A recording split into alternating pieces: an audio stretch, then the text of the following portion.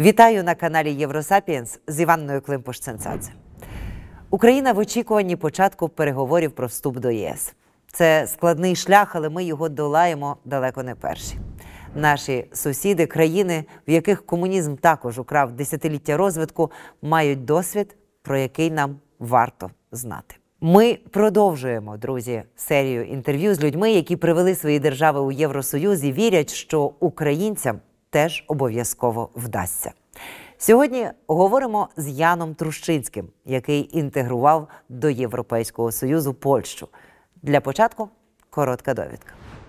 Ян Трущинський закінчив факультет зовнішньої торгівлі Центральної школи планування і статистики зі спеціалізацією «Європейська інтеграція». Навчався в аспірантурі з германістики та міжнародного публічного права. Займався питаннями з європейської економічної спільноти ще в Міністерстві закордонних справ комуністичної Польщі. А після повалення комунізму був координатором місії Польщі при Європейському Союзі, послом Польщі в ЄС і радником президента з питань ЄС.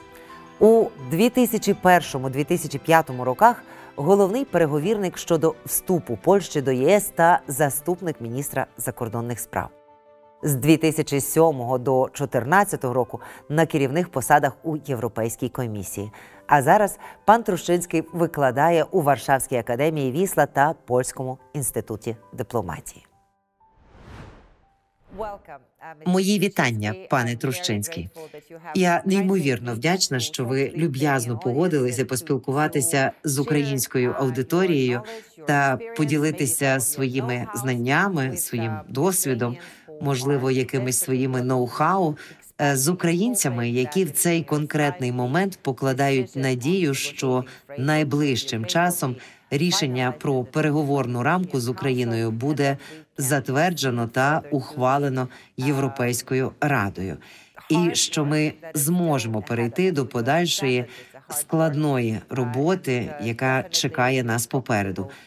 Ми розуміємо, що це важка робота і, безумовно, ви, напевно, розповісте нам про це зі свого боку. Але дозвольте мені розпочати з іншого. Можливо, з вашої оцінки того, коли ви стали головним переговірником, як саме було ухвалене це рішення? Чи було це логічним рішенням або ж свідомим, раціональним рішенням зробити саме політичного діяча? Наскільки я розумію, ви були саме заступником міністра і політичним призначенцем в той момент. Чи це була скоріше посада держслужбовця? Розкажіть, будь ласка, докладніше, як виникло це рішення, як ви формували свою стартову переговорну позицію для країни? Як ви підійшли до цього завдання важливого, яке стояло перед Польщею в той момент? Так, перш за все, дуже дякую вам, шановна голово, шановна Іванна Климпуш-Цинцадзе, за те, що вирішили запросити мене провести таке інтерв'ю. Я буду радий поділитися всім, що я знаю про процес вступу і переговори щодо вступу із польської точки зору. І, можливо, навіть більше, адже протягом тривалого часу я працював у Європейській комісії на посаді заступника генерального директора Генерального директорату з питань розширення. У Польщі головні переговірники вживають у множині, бо їх у нас було двоє. Був Ян Кулаковський, мій видатний попередник. Я перейняв його справу, коли змінився уряд у 2001 році. Але наш статус і наша роль, тим не менше, були однаковими. Урядовий уповноважений – це особа, яка призначається Радою міністрів для виконання певної мети, детально розробленої та описаної в документах про призначення. А основною компетенцією є здатність скликати наради, координувати дискусії відповідних галузевих міністерств та урядових установ, в основному працювати таким чином, щоб отримати спільний, узгоджений результат, який не потребував би подальших політичних дебатів, обговорень чи арбітражу і був би готовим до впровадження та використання урядом на політичному рівні. Political debate, discussion, or arbitration that would be ready to be used by the government, by the political level. Мій попередник був, по суті, державним службовцем, і я також політично призначеними, так.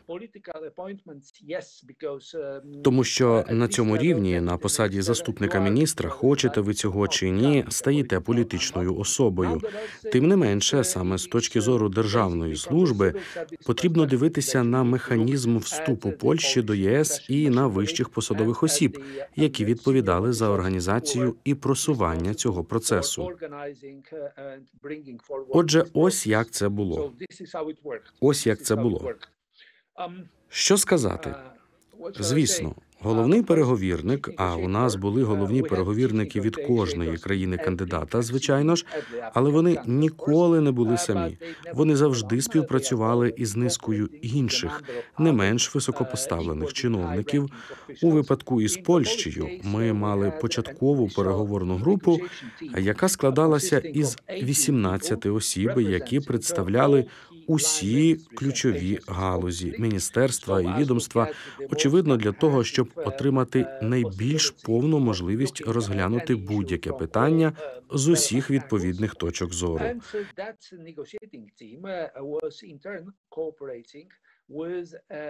І ця переговорна група, у свою чергу, співпрацювала із підготовчою групою, міжвідомчою групою, в обов'язки якої входила підготовка скринінгу, а потім підготовка проєкту переговорних позицій. У нас було 38 робочих груп у рамках цієї міжвідомчої групи. Кожну із них, по суті, очолювала людина на рівні заступника міністра або заступника голови відомства, і вони надавали інформацію для роботи переговорної групи і головного переговірника.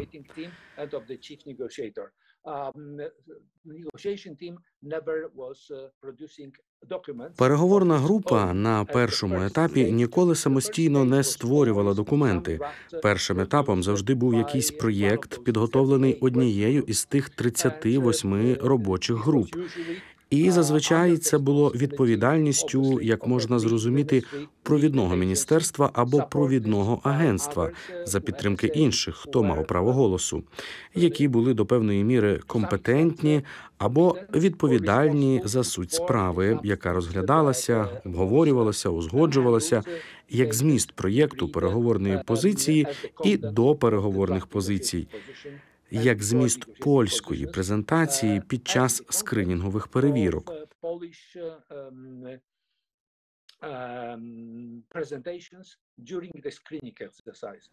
Також під час скринінгів, двосторонніх скринінгів, ми працювали досить скоординовано, коли у проєктах потрібно усунути перешкоди. Вони мали бути обговорені та узгоджені переговорною командою, і тільки після того, як він був узгоджений у такий консенсусний спосіб, він ставав інструкцією для керівника польської команди, яка їхала на той чи інший двосторонній скринінг. Тобто, по суті, ви зараз розповідаєте про те, як процес відбувався з боку виконавчої влади, з боку цієї управлінської частини польського політичного класу. Але я впевнена, і наскільки мені відомо з мого попереднього спілкування з багатьма польськими колегами, мені також розповідали про те, що раніше, перед тим, як піти, або виправте мене, якщо я щось не так зрозуміла, перед тим, як прийти зі своєю переговорною позицією, то цю переговорну позицію спочатку доводили до парламенту, обговорювали в парламенті або погоджували в парламенті. Тож, як це було? Як ця співпраця чи координація з парламентом відбувалася? Тому що в цей конкретний момент ми обговорюємо якраз, чи буде гарною ідеєю залучити парламентарів до складу цих переговірних груп, як в розширену, так і у спеціалізовані. Тож, як ви досягали консенсусу між політичними партіями для вашого просування в плані переговорів? Знаєте що, зміст може бути політичним, звичайно, але більшу частину часу вміст відверто технічний. І все це можна звести до мінімуму, до питання, чи можемо ми відповідати вимогам законодавства, стандартів, нормам Європейського Союзу і всього іншого. Інституційна готовність, інституційна спроможність для роботи з правом ЄС, забезпечення дотримання права єС, його імплементації. І це в основному технічний процес, технічна робота.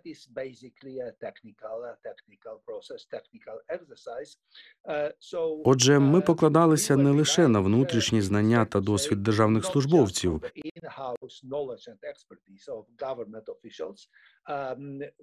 Знання були доступні поза урядом. Тоді, звичайно, ми зверталися до таких додаткових компетенцій, і тому, очевидно, соціальні партнери були включені в початкову роботу цих 38 підготовчих груп.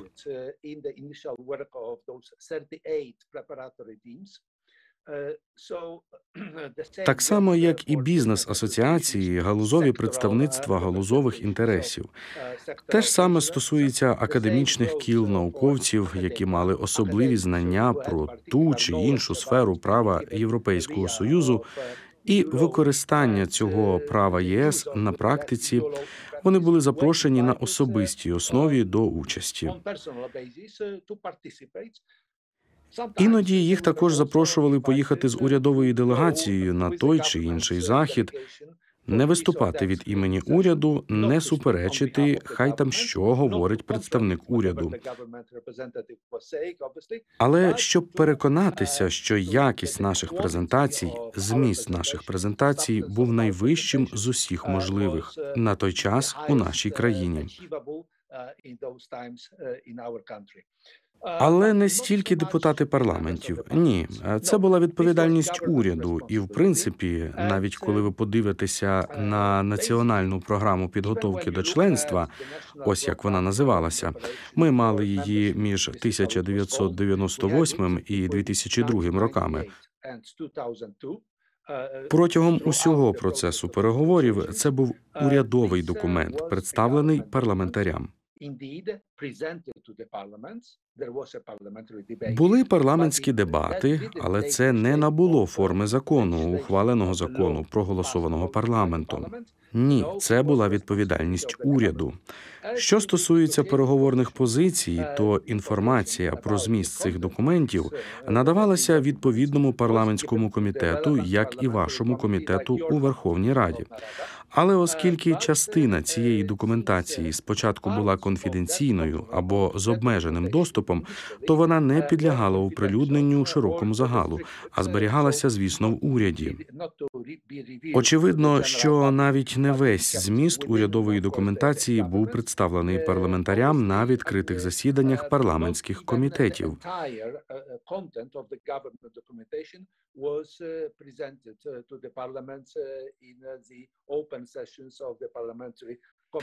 Саме зміст переговорної позиції та аргументація, чому тут і там ми заявляли, що будемо готові до моменту вступу, або навпаки, чому тут і там нам знадобиться перехідний період, тобто підготовка до узгодження із правом ЄС, що триватиме після умовної дати вступу до Європейського Союзу.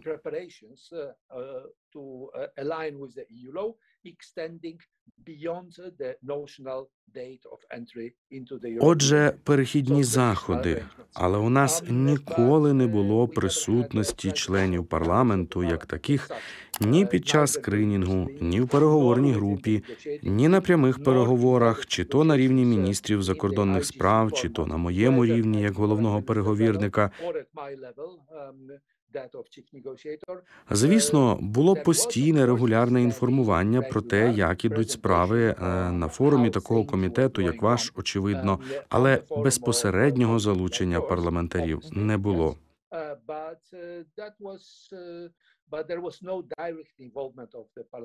Прямого залучення – так, але з різних питань. Співпраця між урядом і парламентом задля прискорення процесу ухвалення законодавства, пов'язаного з ЄС, та його своєчасного ухвалення до дати вступу.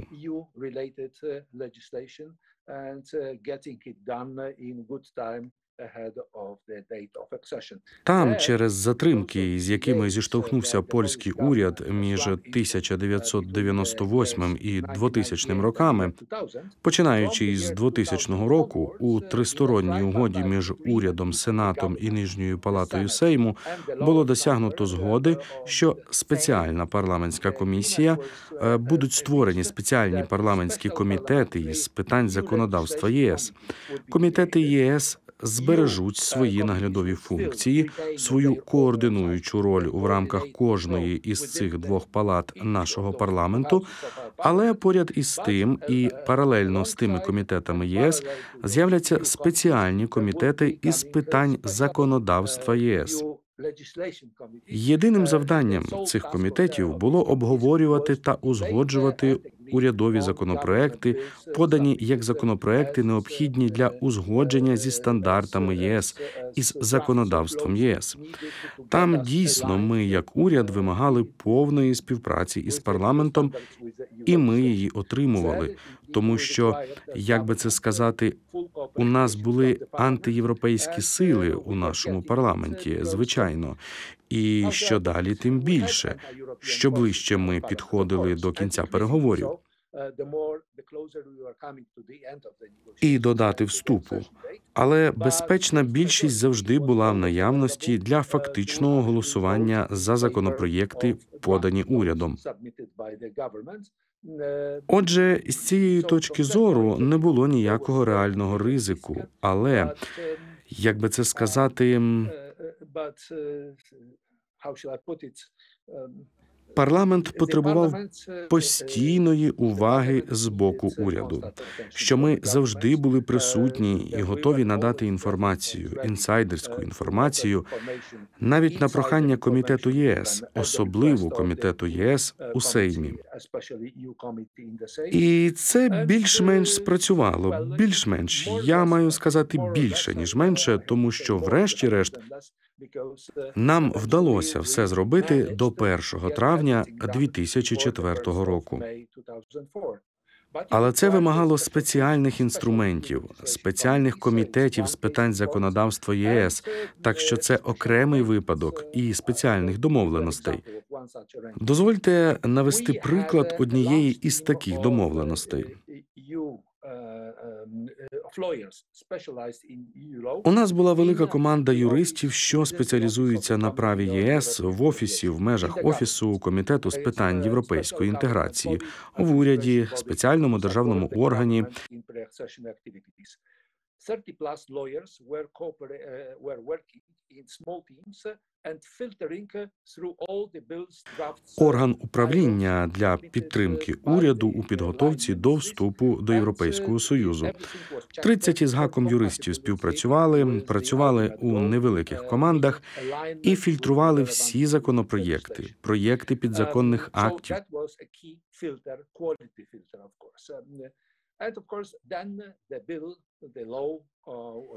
І усе було перевірене на сумісність із кінцевою метою, тобто сумісність із відповідним законодавством Європейського Союзу. Отже, це був ключовий фільтр якості, звичайно.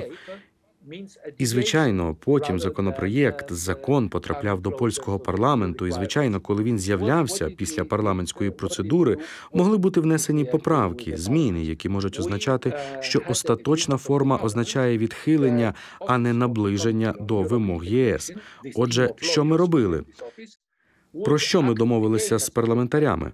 У нас була домовленість із парламентом, що Офіс Комітету із питань європейської інтеграції, ця команда юристів у цьому офісі, буде знову виступати фільтром після завершення парламентської процедури і перед тим, як законопроєкт піде на підпис президенту, урядові юристи зможуть ще раз подивитися на продукт, ретельно його вивчити і винести вердикт.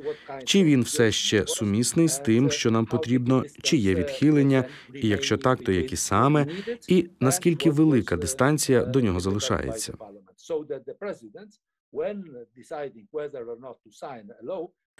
між тим, що нам було потрібно, і тим, що було зроблено парламентом, щоб президент, ухвалюючи рішення підписувати чи не підписувати закон, мав повну інформацію із найкомпетентнішого джерела в Польщі.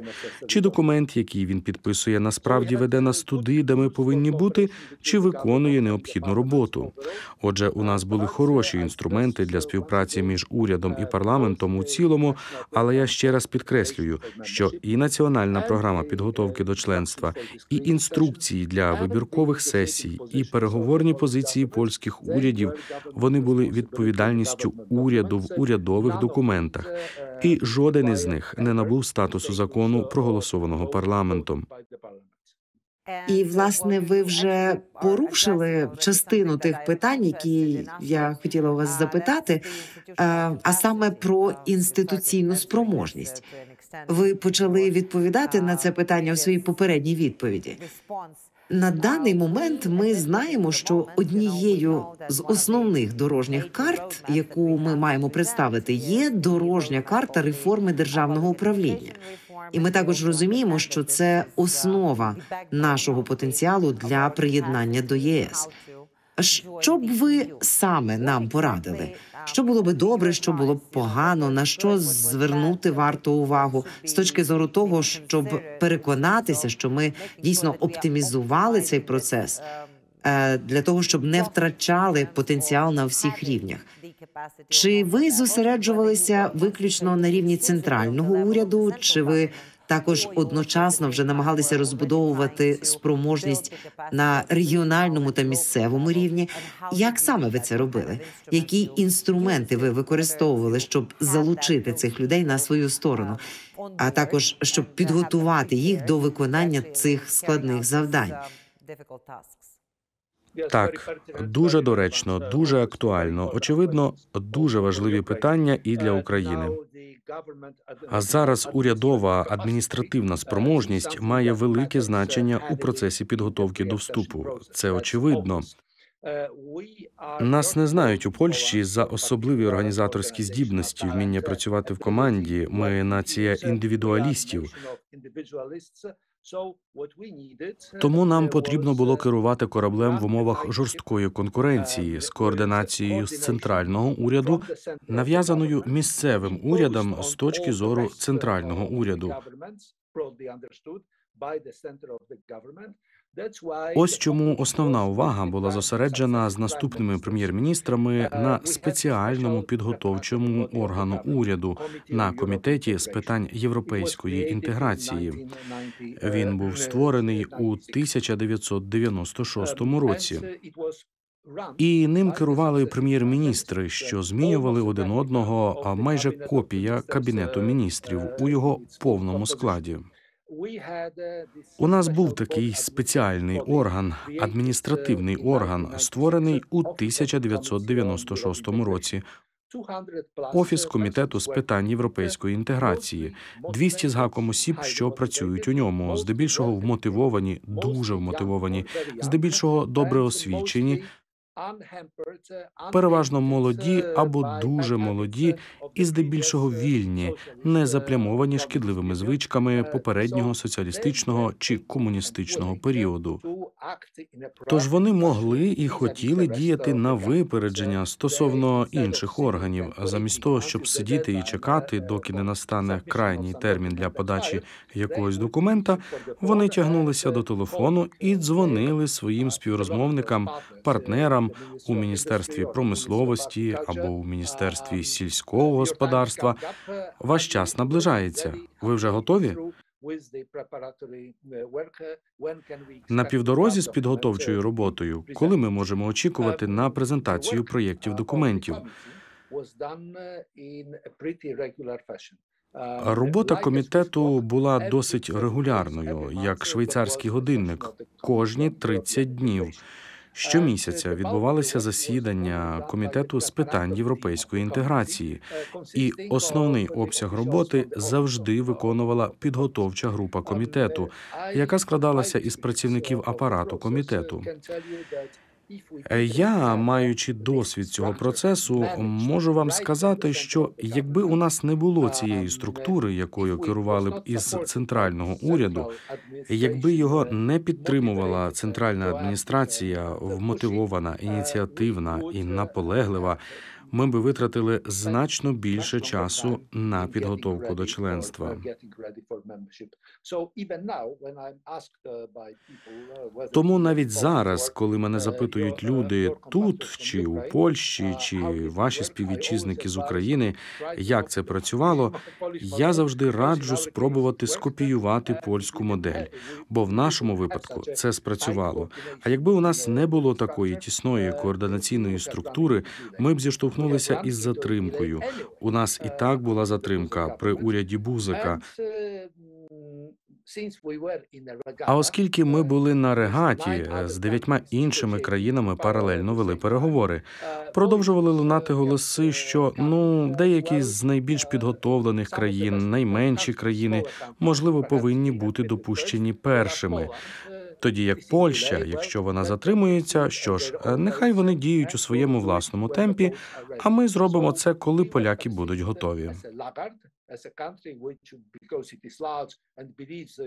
Тож нас сприймали як відстаючих, як країну, яка, оскільки вона велика і вважає себе сильною,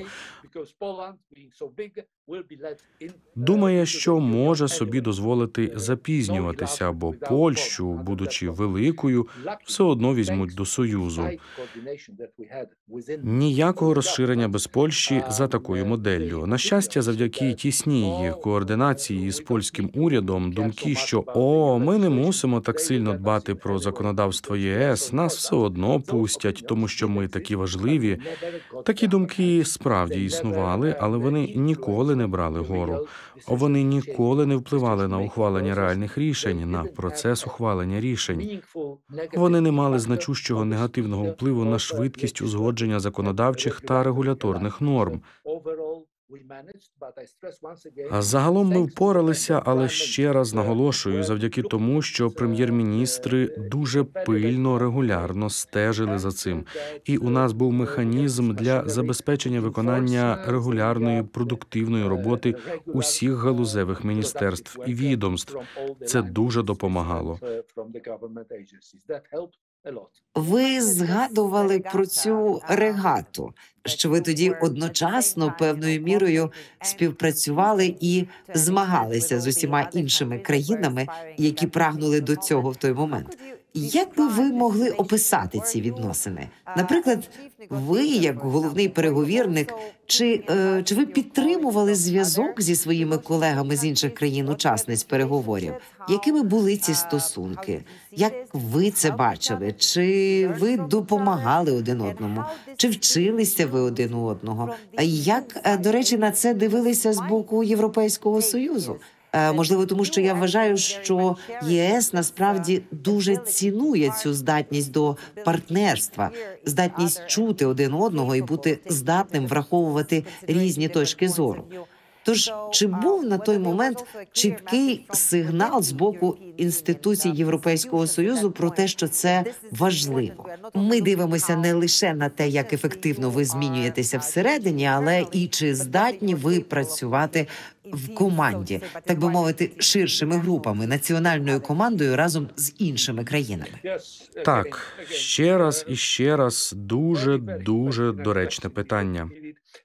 Дозвольте мені відповісти на запитання, яке ви поставили хвилину чи дві до того, тому що перед тим, як я торкнуся питання регіональної адміністрації, регіонального управління, і тут, в першу чергу, політична реформа, передача повноважень, починаючи з 1991 року і триваючи протягом 90-х років, наприкінці 90-х років, було ухвалене рішення про створення відповідного спеціального міністерства регіонального розвитку.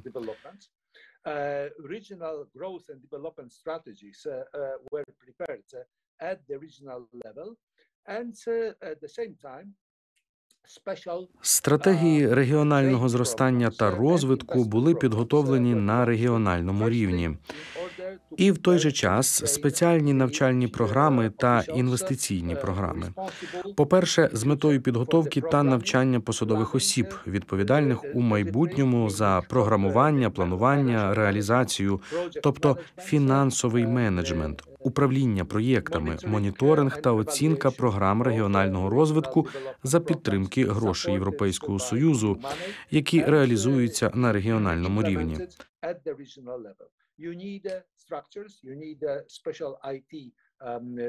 А вам потрібні структури, вам потрібні спеціальні IT-системи, інструменти підтримки для того, щоб запустити це належним чином. Потрібно створити механізм, який дозволить всебічну представницьку участь та партнерство між регіональними урядами та громадянським суспільством, що має значення на рівні регіону. Знову ж таки, бізнес, наука, громадські організації, профспілки і хто там ще. Отже, все це було зроблено.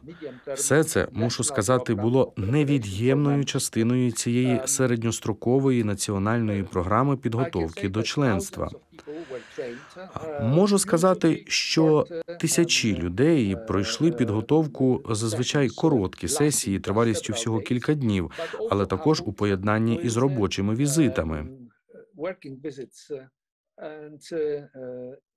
І навчання в адміністраціях країн-членів ЄС також у поєднанні з довгостроковою програмою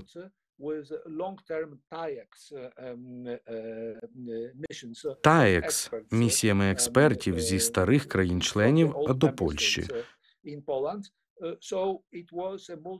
Отже, це була багаторівнева, багатогранна програма, де основна увага приділялася тому, як досягти спроможності для того, щоб впоратися із програмуванням, плануванням та реалізацією, включаючи фазу фінансової реалізації. Нам це значною мірою вдалося, тому що вже у передвступний період Польща мала доступ до спеціальної програми допомоги під назвою ФАР та додатково програми ІСПА для транспортної та екологічної інфраструктури і ще однієї САПАРД для розвитку сільської місцевості, підготовки сільського агросектору Польщі до членства. Тут не йдеться про величезні гроші, близько 1 мільярда євро на рік за останні кілька років тільки перед нашим вступом, але все ще досить великі, щоб отримати значний ефект. І перш за все, через доступність тих грошей перед вступом до ЄС багато людей могли б бути належним чином навчені, могли б скористатися перевагами навчальними програмами у Західній Європі, могли б отримати необхідний досвід і навички для того, щоб добре давати раду значно більшим структурним грошам, які будуть надходити до Польщі після вступу до Європейського Союзу.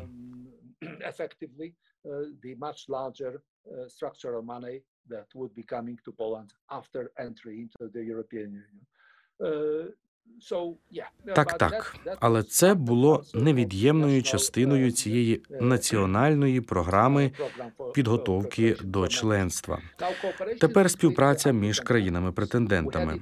У нас вона була із самого початку.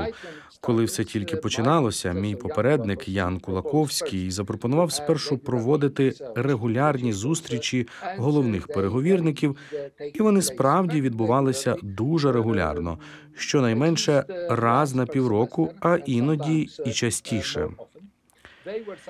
Їх доповнювали спеціальні технічні зустрічі експертів, які разом розглядали ті чи інші складні питання у сільському господарстві, або в регіональній політиці, або в будь-якій із більших сфер узгодження, таких як екологічне законодавство. Це було корисно. Звичайно, я продовжував це як головний переговірник, але це все. Хоча це сприяло мінімальній координації, як, наприклад, зобов'язання, що усі 6 країн-учасниць переговорів, перші 6, які розпочали переговори у березні 1998 року, зобов'язалися завершити роботу над своїми переговорними позиціями і подати їх на розгляд головуючому в Раді до 10 числа 1999 року і тому подібне. Однак зміст ніколи не був, скажімо так, узгоджений чи порівняний між собою. Це була справа кожного, і, чесно кажучи, коли справа доходила до рівня МПК, коли йшлося про обговорення обґрунтування причин того чи іншого перехідного періоду, про який просили ми, чи про який просила Угорщина або Чехи, кожен мусив робити це сам по собі. Не було ніякого обміну досвідом чи думками з цього приводу. Кожен робив це самостійно. Тому консультації, хоча без сумніву були корисними, само собою, зрозуміло, мали лише обмежене охоплення і обмежений вплив на фактичну домашню роботу, що виконувалося у кожній країні-учасниці. Звичайно, всі розуміли, що до дати вступу, якщо ми усі увійдемо до Євросоюзу в один і той самий день, ми повинні гармонізувати один з одним так само, як ми гармонізуємося і зі старими країнами-членами. Ми повинні будемо гармонізуватися паралельно, щоб отримати таку ж якість взаємодії та співпраці між чехами, угорцями, поляками, словаками, литовцями, як і між нами та старими країнами-членами Європейського Союзу. Це розуміли, але не було спеціального інструменту. Не було спеціального інструменту, не було спеціальної платформи, на якій можна було б порівнювати, наприклад, законодавство, ухвалене у Польщі, у Литві, наскільки воно було сумісне чи несумісне із ЄС. Це мала побачити Європейська комісія, і Європейська комісія мала оцінити, чи Литва або Польща виконали своє домашнє завдання, і чи наближаються вони до Європейського Союзу. Ось як це працювало. Я, мабуть, повинен додати одне слово. Наприкінці переговорів ми мали особливий, ще більш тісний формат співпраці між країнами так званої Вишеградської четвірки – Прага, Варшава, Будапешт і Братислава. І ми не могли домовитися, що саме нам ще потрібно від ЄС. Польща визначилася із цілями, які залишилися на переговорах інакше, ніж інші.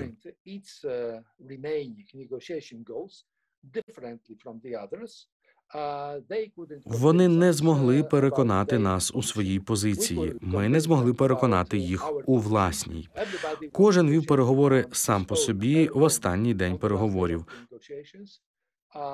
Польща в основному отримала те, що хотіла. Інші, можливо, так, але це залишило серед них неприязнь до Польщі, що ми якось залишили їх позаду. Ми домовлялися тільки про свої справи, зручно забуваючи про їхні потреби і їхні очікування. Тож, незважаючи на всю цю дуже близьку і регулярну координацію та обмін думками, які ми мали в минулому, ми, тим не менше, закінчили зі, скажімо так, політичною сваркою. І цей гіркий присмак залишався ще досить довго після закінчення переговорів, особливо між угорцями та поляками.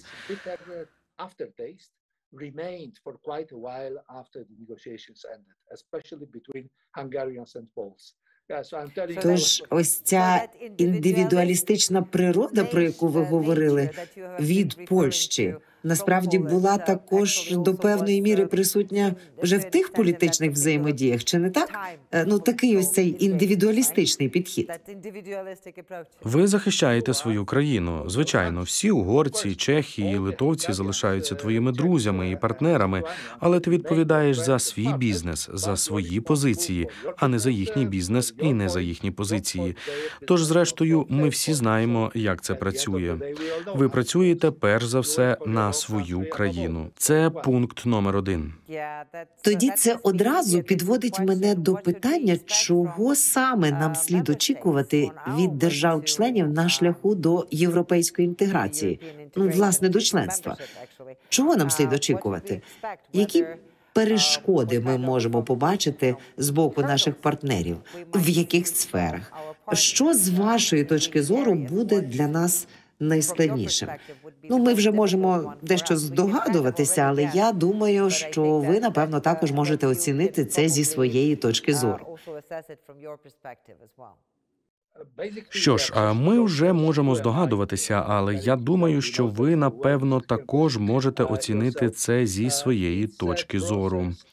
В основному процес вступу, хто я, щоб вас повчати, ви самі добре знаєте, пані Климпуш, це процес побудови взаємної довіри, особливо довіри старих країн-членів до новачка, що ця нова країна зможе грати в гру більш-менш так само, як і всі інші, що вона буде підготовлена і з точки зору інституційної спроможності, і з точки зору якості врядування, і з точки зору якості верховенства права.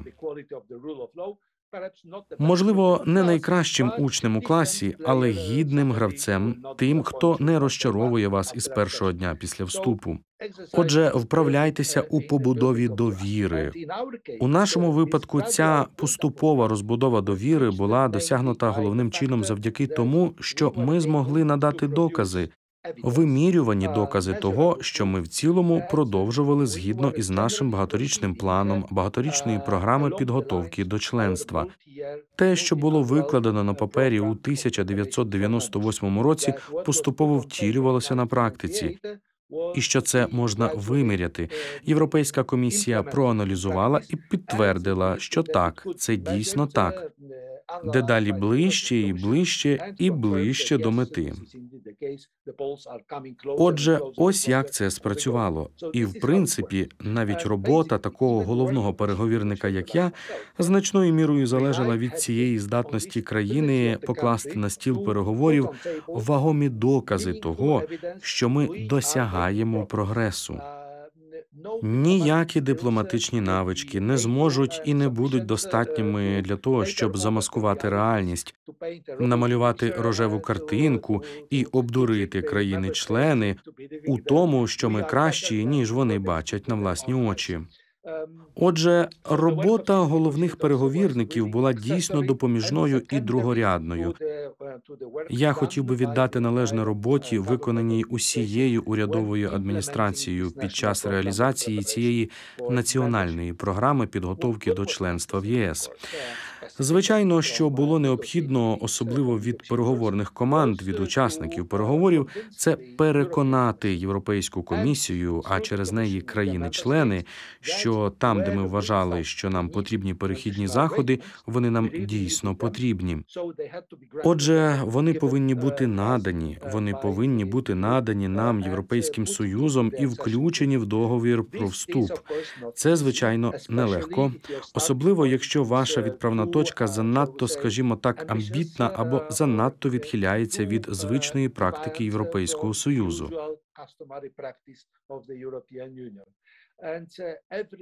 І кожна перехідна домовленість повинна стояти на власних двох ногах. Це наш досвід. Ніяких пакетних угод, ніяких поступок заради того, щоб отримати щось краще і більше в іншій сфері. Ні. Кожна перехідна домовленість мала бути проаналізована по суті і чи дійсно вона потрібна, чи ні, і надавалася після зазвичай тривалої серії обмінів, які зазвичай складалися із вимог, що надходили від ЄС. Надайте нам більше даних, надайте нам більше інформації, поясніть нам краще те чи інше, надайте нам додатковий аналіз і так далі, і так далі.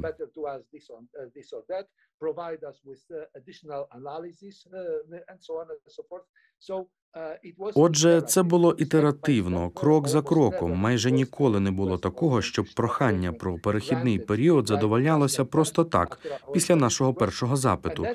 Це робота переговорних груп і головних переговірників. Але це вже потім. А що стосується перехідних домовленостей, то очевидно, що ми не знали, коли ми будемо вступати до Європейського Союзу. Отже, у нас було робоче припущення, що ми хочемо бути готовими до членства з точки зору готовності, з точки зору польської готовності до кінця 2001 року. Спочатку це було занадто амбітно, а потім ми змінили це до кінця 2002 року, і всі наші позиції на переговорах були побудовані навколо цієї теоретичної дати, технічно, без жодного політичного сенсу, що ми будемо готові до кінця 2002 року. Отже, у всьому, що ми думали, нам потрібно більше часу на підготовку, ніж до кінця 2002 року.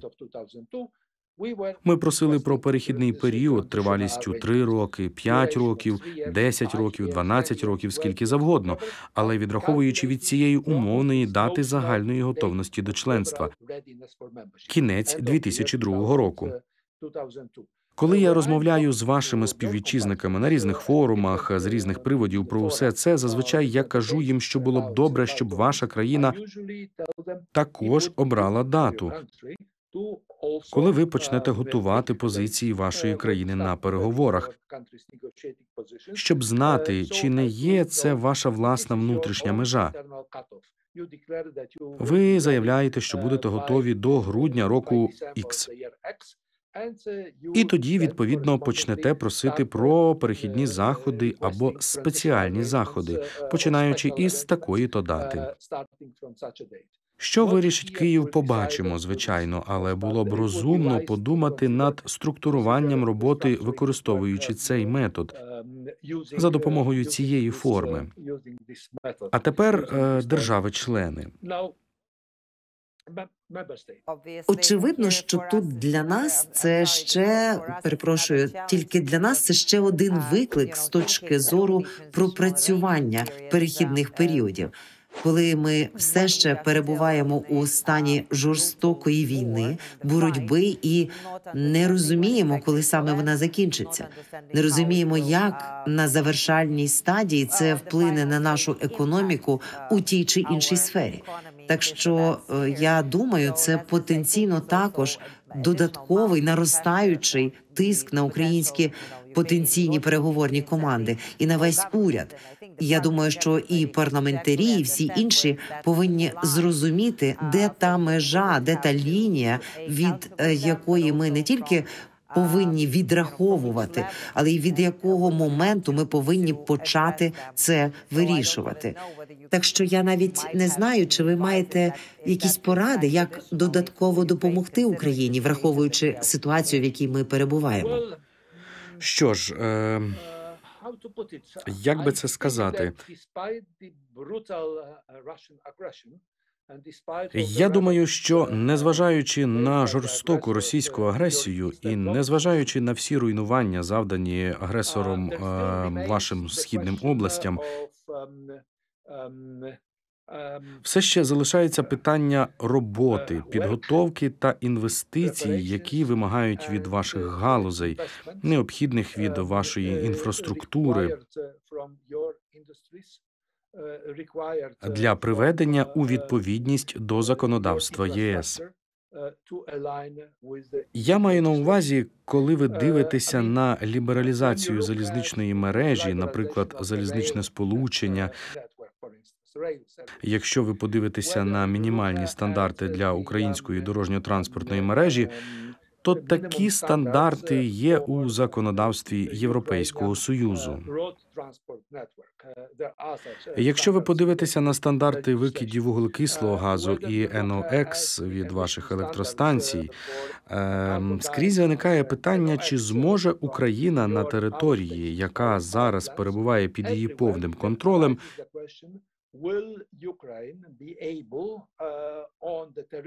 бути готовою до інвестицій, до змін до року, скажімо так, до кінця 2030 року.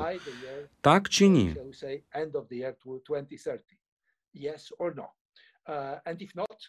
І якщо ні, то, звичайно, Україні знадобиться більш тривалий період підготовки.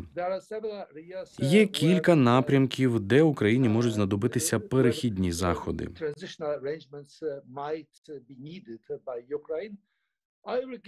Я наведу вам один дуже особливий невеликий приклад. У нас були великі обсяги молока, м'яса і риби на переробку в Польщі. І нам потрібно було відповідати за кожен об'єкт, за кожен завод, незалежно від того, великий він чи малий, і привести у відповідність до санітарних норм виробництва. Так? І під кінець переговорів стало зрозуміло, що для десятків і десятків менших заводів вони не зможуть зробити необхідні інвестиції, які усе ще необхідні, їм знадобиться більше часу. Але ми не хотіли, щоб вони збанкрутували, всі закрилися, тому нам довелося домовитися про особливі умови, які дозволять їм продовжити виробництво і продажі, поки вони продовжували свої коригування технічних стандартів, санітарних норм виробництва.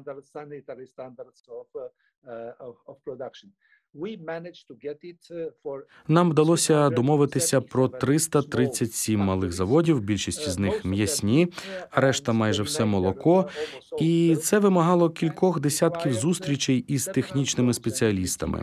Обговорювали дуже технічні моменти з обох боків, один об'єкт за іншим, не всю групу разом, а кожен окремо. Наскільки вони досягли процесу, скільки їм ще потрібно грошей, чи зможуть вони їх отримати, скільки часу загалом знадобиться для того, щоб привести їх у відповідність і підготуватися. І врешті-решт ми домовилися, але за умови, що вся продукція із цих підприємств буде спеціальним чином маркуватися, спеціально проштампованою буде і продаватиметься тільки на території Польщі, ніколи не потрапляючи нікуди більше на єдиний ринок. І з польським наглядовим органом, торговельною інспекцією та іншими відповідальними безпосередньо за те, щоб переконатися, що така продукція ніколи не вийде за межі польської частини єдиного ринку, польської території. Тому я наводжу вам цей приклад, щоб показати, що це може бути надзвичайно технічно, надзвичайно детально і в той же час необхідно із економічної точки зору, із точки зору пріоритетів, економічних потреб і здійсненним. Я маю на увазі те, що може здатися на перший погляд як щось, що ви відкинете повністю, в процесі, якщо у вас є вагомі аргументи, якщо ви здатні надати докази і довести, що будуть подальші узгодження, і що врешті-решт підприємства отримають деякий перепочинок, деякий довший перехідний період, і будуть готові до роботи відповідно до стандартів Європейського Союзу. Так, мушу сказати, що держави-члени не завдавали нам особливої шкоди. У нас не було прямих ворогів, у нас не було і прямих прихильників. Дехто й сьогодні скаже, що Німеччина була нашою особливою опорою, завжди підтримувала нас і так далі. До певної міри, але до дуже маленької міри. Взагалі, німці належать до більш вимогливих співрозмовників, тому що вони хотіли мати партнера, який би став підготовленим. Велика економіка, найбільша серед претендентів. У будь-якому разі ми були тісно переплетені із німецькою економікою. Тому для німців було важливо, щоб нам не дали безкоштовний вхідний квиток, а щоб ми були технічно і юридично, регуляторно, інституційно підготовлені так само добре, як і будь-яка інша країна-кандидат. Отже, вони весь час тиснули на нас, ніколи нічого не давали нам безкоштовно. Серед інших у нас не було обструкціоністів, але й не було великих прихильників. Я маю на увазі, що держави-члени, як правило, покладалися на думки, які надходили від Європейської комісії. Іноді вони були навіть більш, скажімо так, вимогливими, ніж Єврокомісія. І тоді нам доводилося бути особливо обережними, пояснюючи на двосторонньому рівні. Я їхав, наприклад, до Нідерландів або Данії, країн, які нібито мають навіть вищі стандарти, ніж у середньому по ЄС, щоб надати їм додаткову інформацію і щоб вони були, більш упевнені, що Польща є надійним виконавцем. Чи це також робилося виключно на урядовому рівні? Чи, наприклад, ви теж зверталися до своїх колег у парламенті, наприклад, кажучи, що вам потрібна якась додаткова робота з тією чи іншою нацією на парламентському рівні? Чи використовували ви такі, так би мовити, підкріплення? А залежно від того, наскільки це було складно або наскільки це було загально. Але більшу частину часу її вирішували або принаймні розбиралися із нею урядовці. Наше посольство, члени переговорної групи, я особисто, можливо, відповідний профільний міністр зі спеціальним візитом до Гааги чи іншої столиці, але не в широкому сенсі. Однак, що нам було потрібно, ми думали, що нам потрібна була широкомасштабна програма промоції Польщі в усіх 15 країнах-членах ЄС, тому що ми виходили з припущення, знання, а не припущення, знання, що наш імідж у Західній Європі був далекий від досконалості, що нас досі вважають відсталою країною, де досі вози запряжені кіньми, і це є повсякденною реальністю, країною, якій ще так багато треба наздоганяти, що вона ніколи не зможе досягти середнього рівня ЄС до 2003 або 2004 року. Тому була необхідна певна промоція Польщі як країни, що швидко змінюється, модернізується і формує ринкову економіку. І ми мали багаторічну програму, спеціальну програму для розгортання діяльності, як правило, на рівні наших посольств. Спеціальної агенції, яка б цим займалася, не було. Посольства і наші економічні палати, плюс Польська туристична палата, плюс Польський інститут культури виконували основну роботу із просування. Але ми вважали, що це необхідно, звичайно. Знаєте, ми зараз взаємодіємо, комунікуємо з Європейською комісією. Я впевнена, що ви дуже уважно стежите за цим. Зараз дещо інша методологія порівняно з тим, через що ви проходили. Ви йшли розділ, глава за главою. Натомість Україна швидше за все отримає переговорну рамку, яка буде базуватися на цій оновленій, покращеній методології розширення. А це означає, що ми будемо вести переговори за кластерами, за напрямками. І першим кластером, який, як я думаю, більшість українців уже знає, буде кластер основ. Ми також розуміємо, що цей кластер основ не обов'язково матиме прямі директиви і правила, які просто треба буде перенести у наше національне законодавство, взяти на озброєння і, зокрема, на рівні виконавчої влади, аби переконатися, що вони виконуються відповідно до цих директив і цих правил. Що було складним у цих розділах, які є частиною фундаментальних основних понять для вас? В політичній частині копенгагенських критеріїв, що було складно для Польщі? Що було, можливо, найскладнішим для вас в якості головного переговірника? Чи, можливо, що було неприємно в часи переговорів Польщі для вас обох? Маю на увазі вашого попередника і вас. Що б ви виклали в загальних рисах як найскладнішу частину в цій конкретній царині? Для нас найскладнішим аспектом переговорів було сільське господарство від першого до останнього дня переговорів, і навіть після них, і навіть далі. Це те, до чого ми повинні бути готові, чи не так? Ви повинні бути готові до цього. Це неминуче, це очевидно, і це стосується обох сторін, тому що вашій країні можуть знадобитися особливі домовленості. Очевидно, що ми не отримали повного доступу до прямої підтримки доходу із самого початку, і ми наполегливо боролися протягом 3,5 років, перш ніж країни-члени фактично погодилися, що так, певний доступ до прямих виплат може знадобитися і для таких країн, як Польща, для нових країн-членів.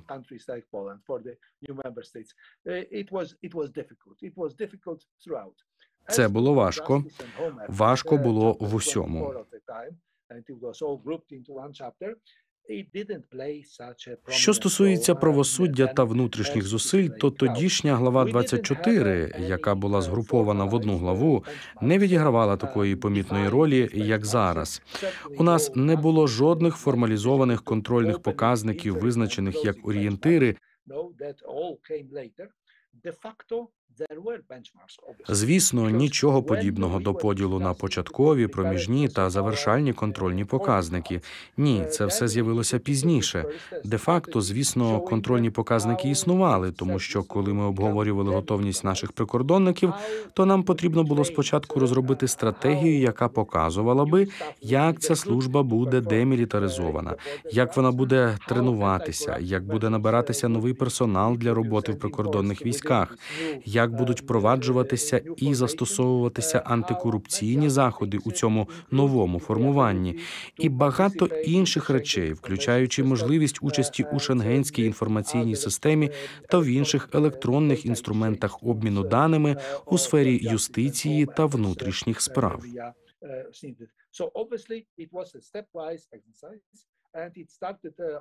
Тож, очевидно, це була поетапна вправа, і почалося все із того, що ми повинні були продемонструвати, що у нас є стратегія або низку стратегій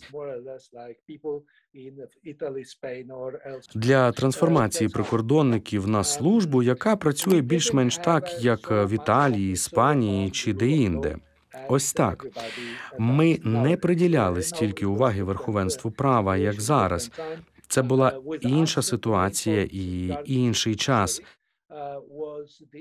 У нас же основні моменти стосувалися судової системи. Була незадовільна робота судової системи, накопичення нерозглянутих, невирішених справ, низький рівень матеріально-технічного забезпечення судів, низький рівень комп'ютеризації роботи у судах і подібні речі. Підвищення ефективності судової системи в цілому. У наш час основна увага приділяється доброчесності суддів на належному процесі відбору, перевірці суддів, підзвітності судової влади, антикорупційних заходах, що охоплюють увесь спектр правосуддя і так далі. Це, звичайно, зрозуміло. І це робить ситуацію відмінною від ситуації у минулому.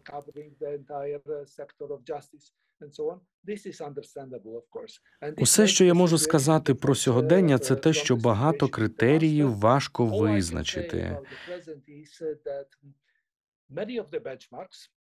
І вони мають бути визначені з якомога більшою точністю. Це в інтересах України, і це повне право України вимагати, щоб орієнтири були належним чином адекватно пояснені. Що потрібно зробити, зокрема, коли це має бути зроблено? Як це пов'язано з іншими речами? Які потрібно зробити у кластері основи, паралельно. І це те, що ви повинні вимагати від Європейської комісії. Це буде нелегко. Я думаю, тому що бенчмарки, як такі, є вимогливими. Вони вимагають досить високої адміністративної спроможності не тільки у вашій країні, але й з моїми колегами у Брюсселі. Це очевидно, і все ж це необхідно. І це необхідно, тому що прогрес в багатьох із цих царин нелегко піддається кількісній оцінці. Мої хорватські колеги у минулому вони любили розділяти розділи переговорів на розділи, присвячені легкій атлетиці, де легко виміряти, який твій результат на 100 метрів, або у стрибках у довжину, і гімнастичні розділи, де в кінцевому рахунку, знаєте, трохи складніше сказати, хто був кращим гімнастом, а кому ще є над чим працювати.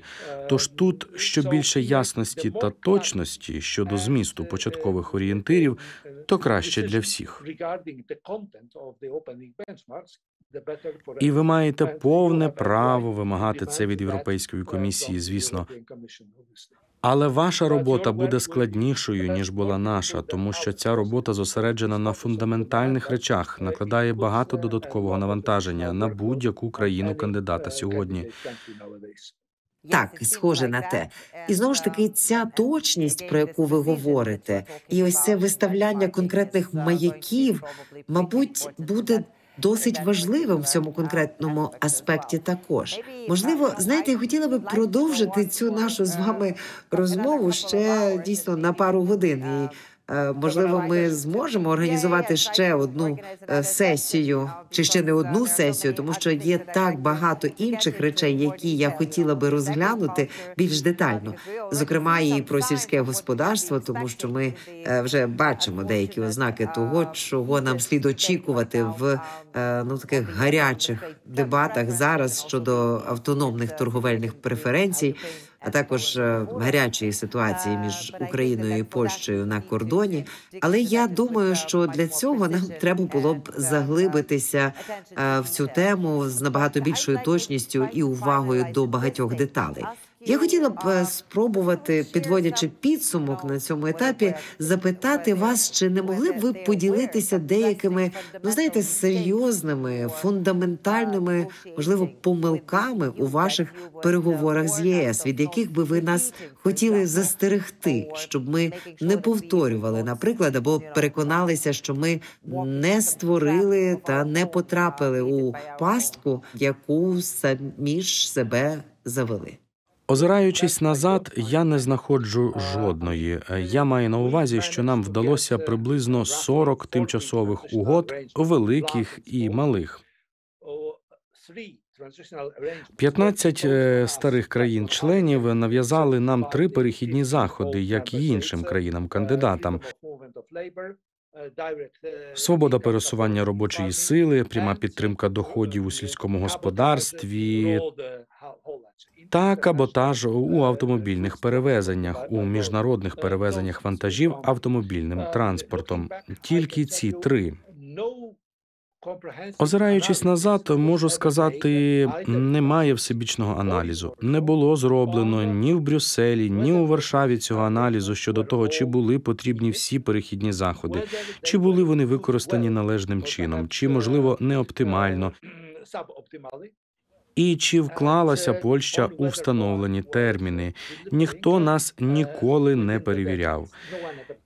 Чи не закінчився вже термін? Чи Польща готова на 100%, чи ще ні? Отже, важливо, щоб під час переговорів, але пізніше вам все одно доведеться це виконати, але так чи інакше фокус зміщується в інше русло, і Європейська комісія не має бажання або можливостей дуже ретельно перевіряти, як ви виконуєте перехідні заходи. Держави-члени також мають інші справи, на які слід звернути увагу. Отже, на практиці це не так важливо, як вам здається, коли ви все ще сидите за столом переговорів і намагаєтеся отримати усі ці перехідні рішення. Це моє переконання і мій досвід, але не було жодних помилок, справді жодних помилок. Я можу розповісти вам 1-2 історії. Маленька історія, де я все ще думаю, нам не потрібні були ніякі перехідні заходи. Ми отримали їх, але я не зможу розповісти вам. Чи добре ми використали цей перехід? І чи на користь нашій економіці? Чи ми якось неправильно керували цим додатковим періодом часу, наданим нам країнами-членами ЄС? Єдине, що я можу сказати, якщо ви дізнаєтеся від інших сторін комісії, які є представниками країн-членів, очевидно, але вони також є посередниками, як ви знаєте, вони також тут, щоб вести вас, направляти вас, допомагати вам на шляху до досягнення загальної мети. Тому ви будете отримувати від них поради. І зазвичай вони не будуть продиктовані хитрощами переговорів чи зрадами, коли вам скажуть, це повний нон-стартер. Що ви хочете, і вони пояснять, чому вони думають, що це нікуди не годиться, і запропонують вам трохи зменшити свої бажання. Тоді немає сенсу продовжувати наполягати. Можна, звісно, наполягати, виходячи із внутрішньополітичних вимог, міркувань, але робити це треба із повним усвідомленням того, що врешті-решт ви не отримаєте те, чого хотіли спочатку, і вам доведеться відступити від початкових бажань.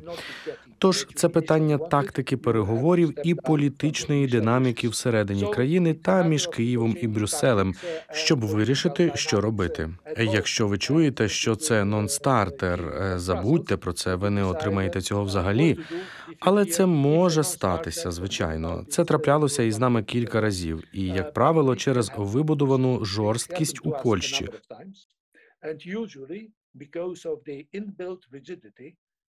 У нас був коаліційний уряд, партнерам по коаліції було важко здатися і пояснити своєму електорату, що ми повинні були здатися, тому що Брюссель сказав нам, що ми не отримаємо того, чого хочемо.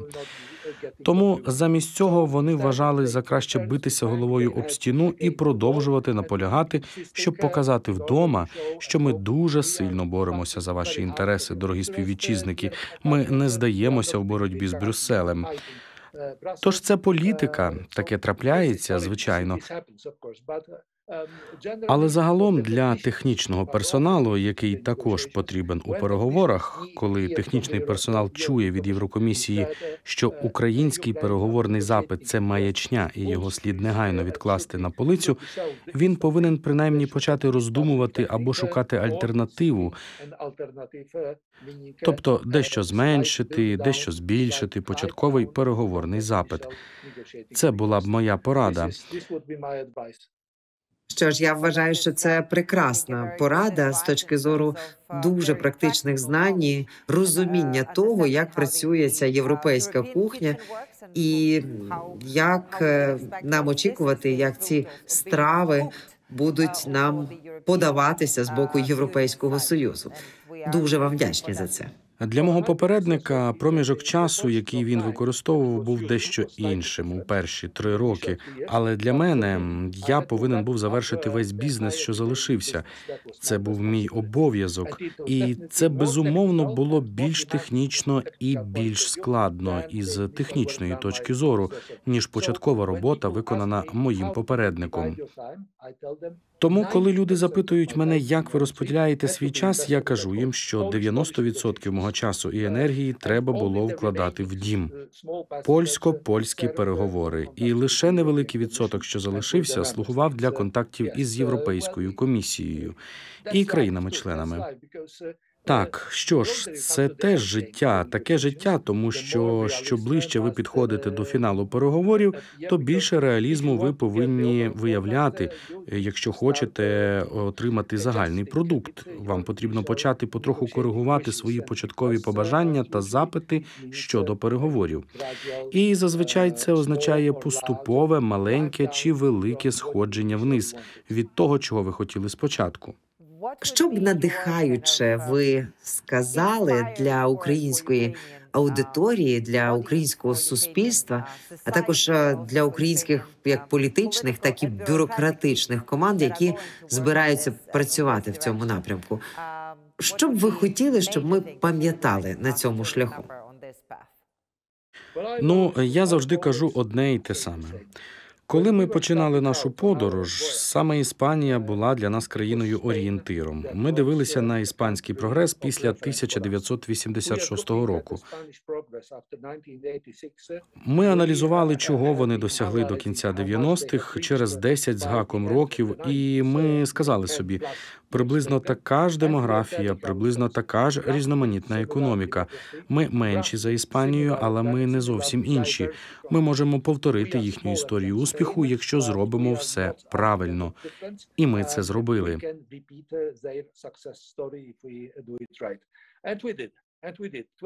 І ми це зробили 20 років по тому. Польща, безперечно, є історією успіху.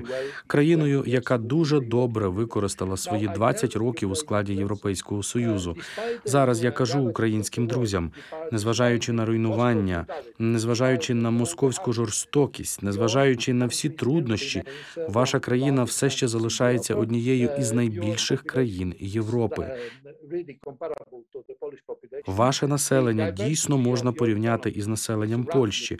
Різноманітність вашої економіки приблизно порівняно з тим, що ми мали в Іспанії, що ми маємо у Польщі.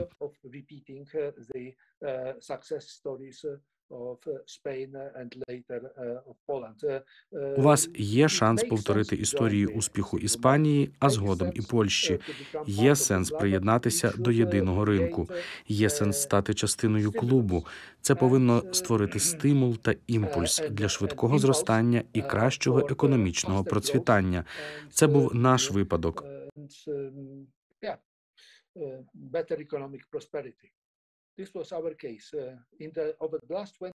За останні 20 років Польща розвивалася на рівні в середньому 3,6% на рік, що є найвищим середнім показником у Європейському Союзі.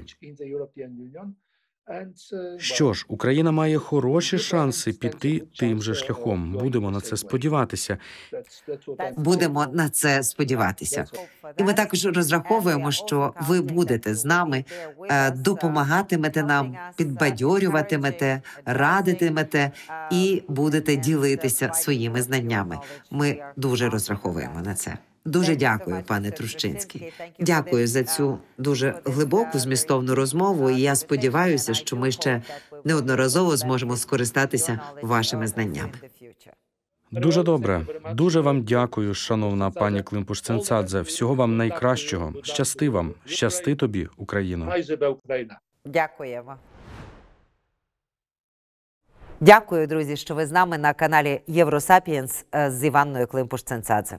Ставте вподобайки, коментуйте, рекомендуйте, як нам вдосконалитися. До наступної зустрічі на каналі.